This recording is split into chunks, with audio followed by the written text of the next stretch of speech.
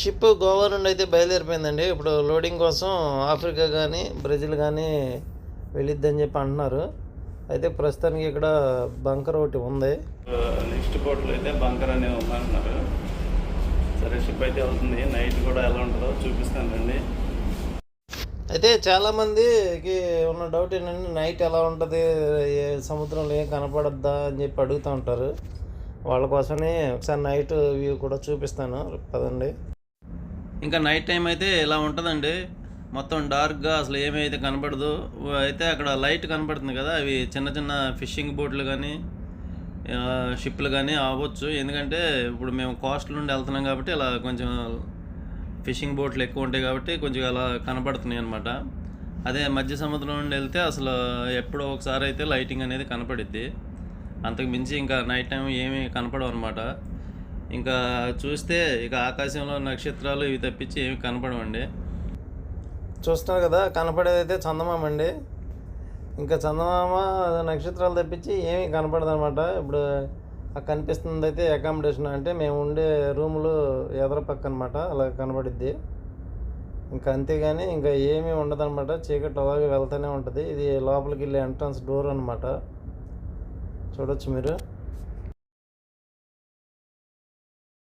అలాగైతే ఉంటుందండి ship night time వెళ్ళేటప్పుడు మొత్తం డార్క్గానే ఉంటుంది, ఇంకా ఏమీ కనపడవు అనమాట. ఇప్పుడు కొచ్చిన్లోనే బంకర్ అనేది ఉందండి. ఇప్పుడు బంకర్ కోసమే వెళ్తున్నాం అనమాట. ఇక కొచ్చిన్లో బంకర్ అయిపోయిన తర్వాత ఇక అక్కడ నుండి ఆఫ్రికా అయితే బయలుదేరుతాము. ఇదేనండి బంకర్ మ్యానిఫోల్డ్, అంటే షిప్కి ఆయిల్ తీసుకునేది ఇక్కడ నుండి అయితే తీసుకుంటాం అనమాట. ఇప్పుడు సాయంత్రం బంకర్ ఉంది కాబట్టి బంకర్ తీసుకునే ముందు మనం ఈ ఫ్లాంజ్లు ఇవి ఫ్రీగా వస్తున్నాయా లేదా అని చూసుకొని రెడీ పెట్టుకోవాలండి. ఇప్పుడు దాని గురించి ఆ బోల్ట్ అన్నీ ఫ్రీ చేసి మళ్ళీ వాటికి కొంచెం గ్రీజ్ అప్లై చేసి వాటిని రెడీగా అయితే ఉంచుతాం అన్నమాట. అంటే మనకి ఆ టైంలో ఇబ్బంది కలగకుండా.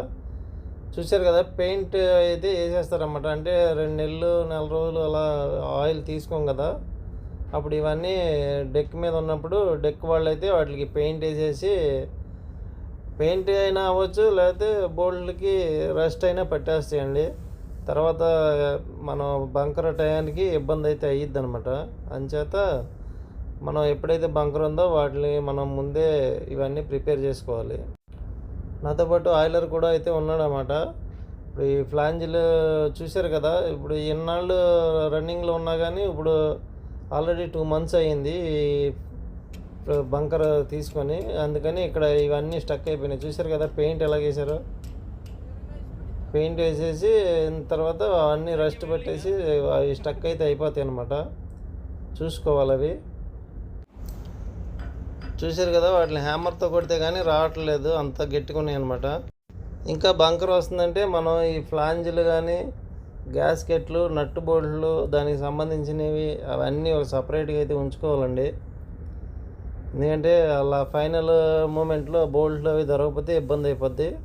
ఎందుకంటే కొంచెం లాంగ్ బోల్ట్ అనేవి కావాలన్నమాట. బంకర్కి ఈ ప్రిపరేషన్ అనేది చాలా ఇంపార్టెంట్ అండి.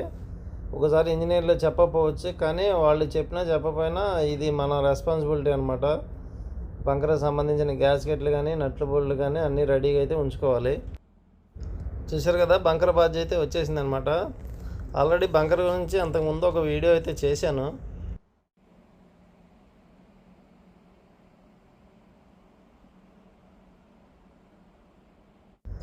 చూశారు కదండి, ఫైనల్గా కనెక్షన్ అయితే ఇచ్చేసాము. ఇప్పుడు ఆయిల్ అయితే నడుస్తుంది, చూడొచ్చు మీరు. ఇది దాదాపు ఒక 8 hours పట్టిద్దండి. అంటే మార్నింగ్ అయిపోద్ది అనమాట బంకర్ మొత్తం అయ్యేపాటికి.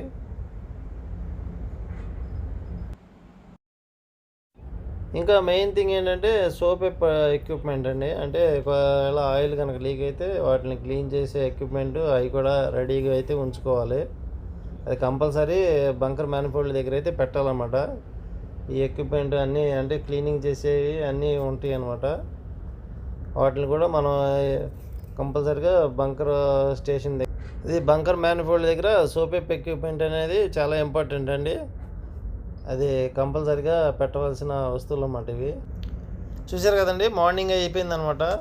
అయితే హెవీ ఆయిల్ బంకర్ అయితే అయిపోయిందండి. ఇప్పుడు హోస్ డిస్కనెక్ట్ అయితే చేయాలి. ఇప్పుడు ఇప్పుడు హోస్ డిస్కనెక్ట్ చేసిన తర్వాత ఇప్పుడు మళ్ళీ డీజిల్ ఆయిల్ బంకర్ కూడా ఉందన్నమాట. డీజిల్ కూడా తీసుకుంటాము. ఇదైతే హెవీ ఆయిల్ పైప్ అండి, లోపల అలా అయితే ఉంటుంది. ఇప్పుడు డీజిల్ అయితే తీసుకుంటున్నాం అనమాట. చూడొచ్చు మీరు, అది హెవీ ఆయిల్ పైప్ అయితే కిందకి ఇచ్చేసాము బార్జికి. ఇప్పుడు ఇది డీజిల్ అయితే నడుస్తుంది. ఆయిల్ తీసుకుంటాం అయితే అయిపోయిందండి. హోస్లన్నీ డిస్కనెక్ట్ అయితే చేసేసాం అనమాట. సో ఇప్పుడు బంకర్ బార్జ్ అయితే వెళ్ళిపోవడానికి రెడీగా ఉందండి. చూసారు కదా, హోస్లన్నీ డిస్కనెక్ట్ అయితే చేసాము.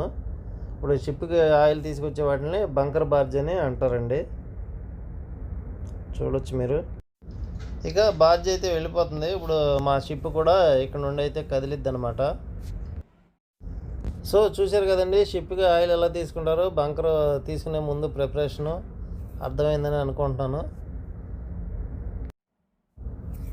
మా షిప్ కూడా అయితే కదిలిపోయిందండి. Please subscribe.